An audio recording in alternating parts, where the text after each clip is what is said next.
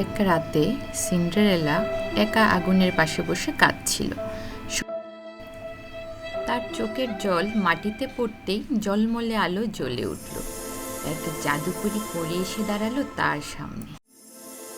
পরী হেসে বলল, আজ তোমার স্বপ্ন পূরণ হবে। সিন্ডারেলা নিজের দিকে তাকিয়ে অবাক হলো। সে যেন সত্যিকারের এক রাজকন্যা। পরী তার ছড়ি নাড়তেই কুমড়ো হলো গাড়ি, ইঁদুর হলো ঘোড়া, আর ছেঁড়া কাপড় বদলে গেল ঝলমলে পোশাকে।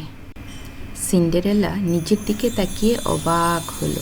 সে যেন সত্যিকারের এক রাজকন্যা। পরী বলল, তবে মনে রেখো, ঘড়ি 12টা বাজলেই জাদু শেষ হয়ে যাবে। জাদুর গাড়ি চাঁদের আলোয় ছুটে চলল রাজপ্রাসাদের দিকে। এক স্বপ্নের রাত শুরু হলো।